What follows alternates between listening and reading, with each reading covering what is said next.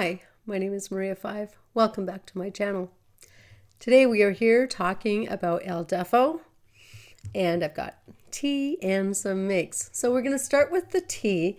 So the tea I have here is Peppermint Patch by Higgins and Burke, and I've got a little bit of honey in it, and it's not as good as the Stash peppermint. It's good, but it's not as good. So if you're looking for like a graduated level, this peppermint is a little bit weaker, I think.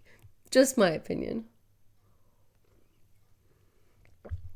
All right, then for the makes. By the time this is airing, it will be over, but I'm going to be in a craft show, and part of what I've made are these little heart pouches, and they just have little zippers with little pockets. And kids seem to really love them because they've got a little pouch that they can put their special little things in. So there is this one,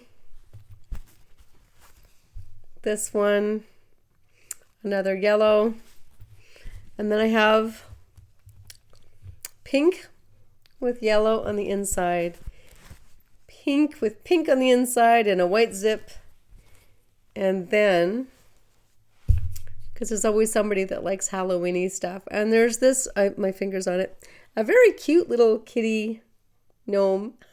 Like, how do you not like that? All right. Anyway, those are the makes. Now we are here talking about El Deafo by CC Bell.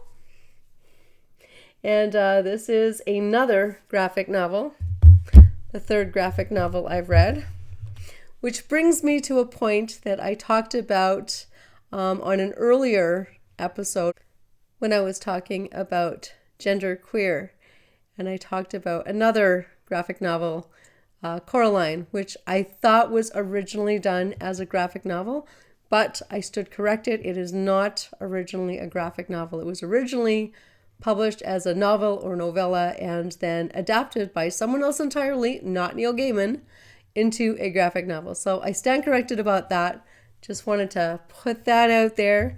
And so those were the first two graphic novels, and then this one is the third. This is also the last junior fiction book that I will be talking about, because you guys don't seem very interested in junior fiction, which is okay. You know, it's about learning your audience, and I'm okay with that. But so this is it. This is the last one.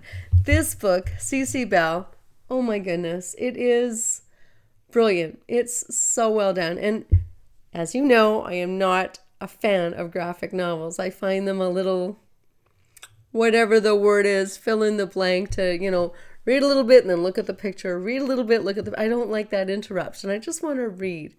It's faster. Anyway, but this book, Cece, is the main character, the protagonist. Cece Bell, starts off in a family with a mother, a father, and siblings. And she gets meningitis and loses her hearing. I want to say age 4. And then suddenly has to cope with the world without sound. So she ends up with some earphones of some sort that go in. And if you can see, they kind of like, the whole thing's done with bunnies. So they've got these long bunny ears, which I think is really sweet. But yes, so she has these things that go up and wires that come down, and she's very, very self-conscious of them, and learning to cope with looking different. And, I don't know, that's part of the brilliance, I think, of this book, is all the struggles that I go through them. Everybody goes through them. There's so much of it are thoughts that go in her head. But because there's this lack of communication, this lack of being able to hear what's going on, she can't sit and enjoy television programs the way other people can, because she can't hear. Lip reading doesn't really work for television unless the protagonist on screen is looking right at that camera and talking normally, not really emphasizing everything, so you can lip read. Other than that, it's, the world is really, the character turns a little away. She's lost she goes to a sleepover and all the kids are talking, which is great because she can, sit up and kind of look at everybody and figure out what they're talking about. But the corollary of that, of course, is lights go out and then she's lost. And she always feels like she's missing out on everything because she's not literally picking up on the things that are going around in her environment. And so there's always this less than feeling inside her, which I think so many of us deal with without having any kind of a challenge of any sort. Like a lot of us go through that just mentally up here with what's going on. So I just found it really, really interesting. Anyway, so she's going through, and then for school she gets a big one, and there's a big box right here. Then she always wears overalls to cover it. And then these are really big cords that there's just no way you can they're not even remotely subtle. And then the teacher has a microphone around her neck that she hung here. And that way Cece could hear what was going on for the teacher. And suddenly she realized that she's got superpowers because she can hear the teacher talking to other staff in the staff room. She can hear the teacher going to the bathroom, which she just finds, wow, outrageous. Then there's a new boy, moves in, and she's very shy around him, and yeah, the huge, right?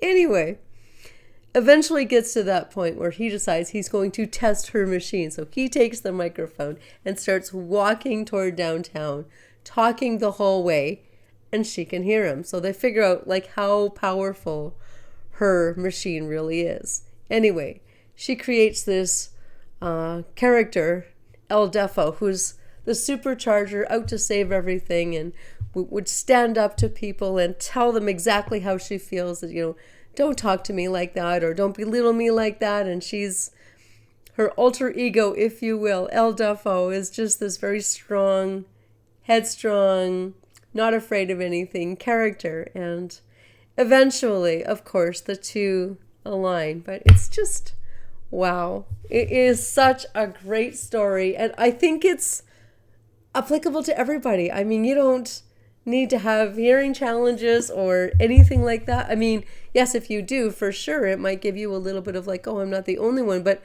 I think we're all like that because so much of our lives are spent in our head, and we don't, most of us, let me rephrase this. Most of us do not verbalize everything that goes on up here. There are people with no filter and they just say everything that goes on up there. But for the most part, most of us do have filters, and we don't iterate absolutely everything that goes on in our head. Our own monologues are typically very about us, and they're sometimes very insecure, and sometimes we wish we had that strength, that Deafo superpower to be able to say what we really want to say without causing offense, without hurting anybody, but also without being stepped on or trod down. So yeah, it's a really good book. If you are ever in need or know of anybody who would possibly benefit from this comes with really, really high recommendations.